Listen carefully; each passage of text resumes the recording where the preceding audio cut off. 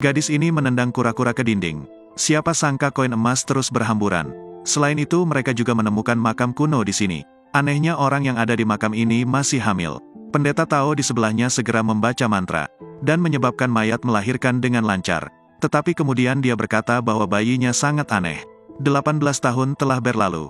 Bayi ini telah tumbuh besar. Karena ia lahir dari mayat, tidak ada satupun tetangga yang menyukainya. Mereka mengira bersentuhan dengannya saja akan membawa kesialan. Hal ini membuatnya sangat sedih. Malam itu saat dalam perjalanan pulang, kebetulan ia melihat seorang lelaki tua tertabrak mobil. Sehingga ia segera mendorongnya. Tindakan itu benar-benar mengubah hidupnya. Orang yang dia selamatkan tadi adalah dewa kekayaan. Keesokan paginya ketika bangun, dia menemukan bahwa setiap orang memiliki nomor di kepalanya. Saat ini dia teringat kata-kata dewa kekayaan tadi malam. Jika kau memiliki kehidupan yang menyedihkan, aku akan memberimu kemampuan untuk meramal. Aku akan menjadi kaya. Ia segera pergi ke toko lotre, lalu memasukkan 1000 yuan ke dalam tiket lotre. Ia juga dengan mudah mengenali yang mana yang bisa memenangkan hadiah. Wah, kau membeli seperti ini mudah terungkap ya? Bos, tolong bantu aku periksa yang ini. Beruntung sekali, tiket ini memenangkan 500 yuan. Bagaimana dengan yang ini? Bagaimana dengan yang ini? Ini. 783.000 yuan. Apakah kau memiliki kewaskitaan? Tak disangka, ia kemudian memenangkan lebih dari 2 miliar yuan. Saat ini dia memperhatikan angka prediksi skor bola. Dia menuliskan angkanya, lalu memberikan nomor tersebut kepada pemilik toko. Lalu meminta untuk bertaruh 2 miliar sebelumnya pada nomor tersebut. Malam itu dia menerima telepon dari pemilik toko tadi. Kali ini lebih dari 5 miliar. Kau sudah berhasil, aku telah menghasilkan banyak uang. Tetapi ketika dia membawa pulang uang tunai, dia menemukan bahwa ibu angkatnya dipandang rendah oleh orang tua istrinya. Mengapa kau memukulinya? Aku memukulnya dengan ringan. Itu semua karena Tan Fu. Berani-beraninya kau membiarkan putramu menikah dengan putriku. Kalau tidak putriku akan menikah dengan keluarga kaya. Apakah kita harus menunggu sampai sekarang? Banyak sekali orang yang mengejar keluargaku. Memang benar kau tidak memiliki mata. Apakah kau lupa bahwa Qin Yu memperlakukannya dengan sangat baik? Itu benar, jika dia tidak menempel pada putriku. Apakah dia akan menunggu sampai sekarang? Anakku sudah lama mengusirnya. Anakmu bersikap sombong selama 5 tahun. Dia mengatakan akan mendapat 35 juta yuan. Cepat berikan uangnya kepadaku. Putriku mengenal seorang guru yang hebat. Jika dia pergi ke pengadilan, Tan Fu akan hancur selama sisa hidup putramu. Kakak ipar, 7 juta hutangmu padaku sudah lebih dari setengah tahun yang lalu. Bayarlah, minggir. Jika kau ingin uang, aku akan memberikannya kepadamu. Qin Yu, apakah kau masih berani kembali ke sini? Bayar. Apakah ibu ditindas oleh mereka? Tidak masalah nak, kita tidak bisa membayar. Jadi wajar jika mereka sedikit marah. Datanglah ke sini, Tan Fu. Apa yang kau bicarakan begitu keras? Kau seharusnya pergi untuk memungut sampah. Kau berhutang uang kepada kami. Jadi apa salahnya kami sedikit marah? Qin Dai, meski kami adalah saudara, dalam hal menagih utang, semua orang adalah musuh. Membayar adalah moralitas. Bahkan kerabat pun tidak boleh berhutang. Bayarlah, jika kau tidak membayar, aku akan menghajarmu. Aku juga tidak meminta banyak. Bayar saja dengan harga 35 juta yuan. Tamparan tadi adalah karena aku. 1 tamparan, aku akan mengurangi 3 juta yuan. 1 tamparan mengurangi 3 juta yuan. Baiklah, tunjukkan wajahmu. Aku akan memberimu tamparan sebesar 35 juta yuan. Pemulung sepertimu sangat berisik. Jika kau tidak mengeluarkannya di sini, aku akan menghancurkan mulutmu. Jika kau tidak bisa mengeluarkannya, kau harus berlutut. Tan Fu, hentikan. Kita tidak bisa memprovokasi mereka. Bu, tidak apa-apa. Buka matamu dan lihat dengan jelas untukku. Apa ini? Kau ingin uang bukan? Dari mana kau mendapatkan begitu banyak uang? Ini pasti ratusan juta yuan. Banyak sekali uangnya. Tan Fu, apakah kau merampok bank? Aku melakukan tamparan ini atas nama ibuku. Apakah kau benar-benar berani memukulku? Bagaimana jika aku mengalahkanmu? Apakah kau masih berani berkata seperti itu?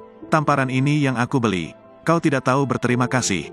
Bajingan kau, ini yang kau mau bukan? Ambillah, Tan Fu. Jangan terlalu kasar. Jangan berpikir jika kau punya sedikit uang, kau bisa melakukan apapun yang kau mau.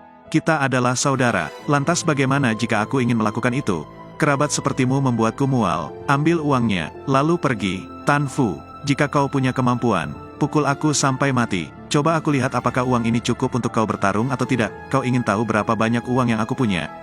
Buka matamu dan lihat di sini. Masuk ke dalam. Tan Fu, apa maksudmu? Direktur Bank Hai Tan No. Satu secara khusus membawakan uang. Tidak mungkin. Kenapa kau punya banyak uang? Dan membuat direktur bank datang mengantarkan uangnya. Apakah ini aktor yang kau undang? Apakah itu benar? Kau tidak mungkin seberuntung itu. Jika kau tidak kaya, bagaimana kau bisa membiarkan direktur datang mengantar uang? Jadi ini pasti palsu. Beberapa orang meragukan identitasnya. Ini milik Tuan Tan. Cepat lihat ke sini. Tidak mungkin. Orang sepertinya tidak bisa punya uang sebanyak itu. Tuan Tan, ini uang tunai 6,8 miliar yang kau butuhkan. Aku telah memasukkan sisa 20 miliar yuan ke dalam kartu ini. Apakah ada 20 miliar yuan lagi? Tidakkah kau ingin melihat apakah aku dapat menggunakan uang untuk menghancurkanmu sampai mati? Kemarilah, aku harus mengatakannya segera demi harga diriku. Tidak. Jika kau ingin uang, berikan wajahmu ke sini. Aku juga tidak membutuhkannya lagi. Apakah Tuan Qinxin adalah seseorang yang bisa ditindas oleh kalian berdua? Mohon maafkan aku, kita adalah saudara. Itu tidak berlaku lagi sejak kalian mengambil tindakan terhadap orang tuaku. Ambil uangnya dan keluar. Tan Tianxin, kau adalah tamu VIP bank kami. Jika kau butuh sesuatu, kau bisa menelepon kapan saja. Tan Fu, apa semua ini? Tan Fu, mungkinkah kau melakukan sesuatu yang ilegal? Ayah, ibu, uang ini didapat karena aku memenangkan lotre.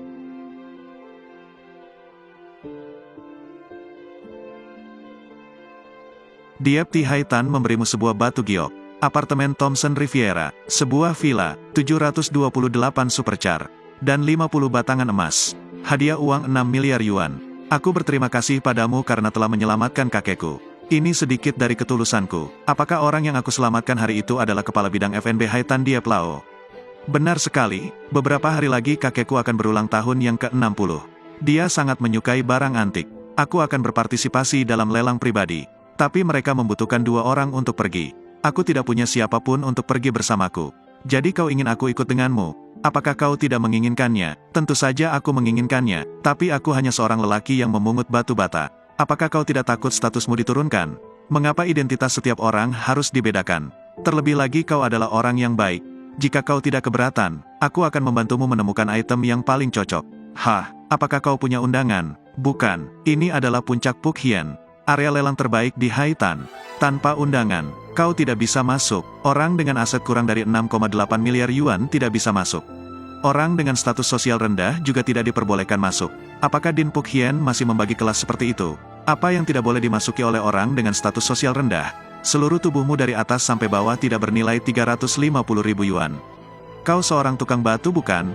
Kalau bukan kau yang berada di lapisan bawah masyarakat, lalu siapa lagi? Apakah kau layak untuk masuk? Mengapa harus meremehkan orang yang berstatus rendah? Mungkinkah ayah atau kakekmu tidak pernah menjadi petani? Kau ingin menimbulkan masalah bukan? Kalau punya nyali, keluarkan 3 miliar yuan di sini. Dan kami akan berlutut padamu. Suamiku, kenapa kau tidak masuk? Bukankah itu Nyonya Diepti itu? Apa katamu? Apakah orang ini benar-benar suamimu? Buka matamu dan lihat dengan jelas. Aku adalah pewaris grup Diepti. Dia juga menantu keluarga Diep. Maafkan kami itu karena kami salah melihat. Aku salah. Aku benar-benar ingin tertawa. Bahkan Satpam pun menyadari bahwa Tan Fu An hanyalah sampah. Siapa sangka Diepti itu akan memperlakukannya seperti itu? Bukankah ini pria malang yang kau bicarakan kemarin di tempat tidur? Aku tidak menyangka dia bisa menempel pada Diepti itu secepat itu. Tuan Trie, dia berani memukulku. Diepti itu memukulmu. Berarti dia tidak menghargaiku. Lihat dengan jelas di sini. Dia adalah pewaris grup Diepti. Semuanya silakan masuk ke dalam. Pelelangan akan segera dimulai. Tan Fu An, tunggu aku. Aku belum selesai denganmu. Apapun yang kau suka, tawar saja. Kau harus membantuku memilih barang yang bagus. Yakinlah, orang-orang yang duduk di sini semuanya adalah orang kaya di Haitan. Barang yang dilelang hari ini meliputi 10 barang. Termasuk lukisan kuno, surat kepemilikan rumah kuno. Kalau suka barang apapun bisa langsung menawar. Kami menawarkan item pertama, vas porselen Tan Hoa. Sungguh luar biasa, ini pertama kalinya aku melihat barang yang begitu berharga. Ini berasal dari zaman Yuan King. Benar-benar barang yang tak ternilai harganya.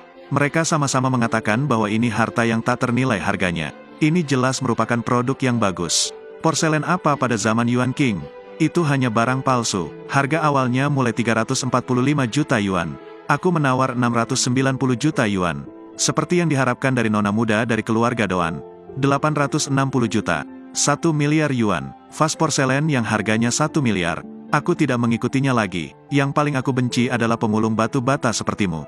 Kau sangat pandai berpura-pura. 1 miliar 700 juta. 2 miliar yuan. Beranikah kau membandingkan uang denganku? Apakah kau layak? 3 miliar 400 juta yuan. 5 miliar 100 juta yuan. 6 miliar yuan. Tan Giao, selamat. Kau telah membeli vas porselen Tan Hoa palsu ini seharga 6 miliar yuan. Apa yang sedang terjadi? Tunggu dan lihat. Vas palsu apa? Jangan katakan buah anggur itu asam. Jika kau tidak bisa memakannya, aku melihat kau hanya iri dengan uangku. Kau tidak bisa dibandingkan dengan Zhao Shao. Jangan bicara omong kosong. Vas ini telah diperiksa dengan cermat oleh para ahli.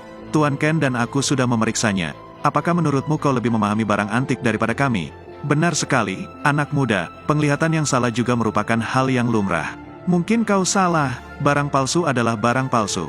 Jika kau terus mengatakan itu benar, silahkan saja. Tapi jika kau menjadi bahan lelucon Haitan, jangan salahkan aku. Apakah kau meragukan penglihatanku? Benar. Atas dasar apa kau mengatakan ini palsu?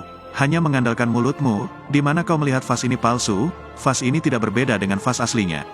Tapi menurutku petunjuknya ada di dalam. Hancurkan saja dan kau akan segera mengetahuinya. Sial, apakah kau ingin menghancurkan barang yang telah kubeli seharga 6 miliar yuan?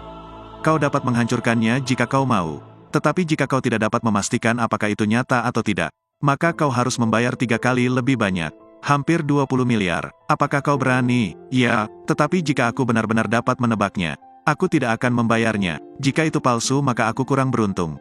6,8 miliar yuan ini dianggap sebagai lelucon bagiku. Tapi bisakah kau membayar kembali 20 miliar yuan? Aku akan memberikan kompensasi kepadamu.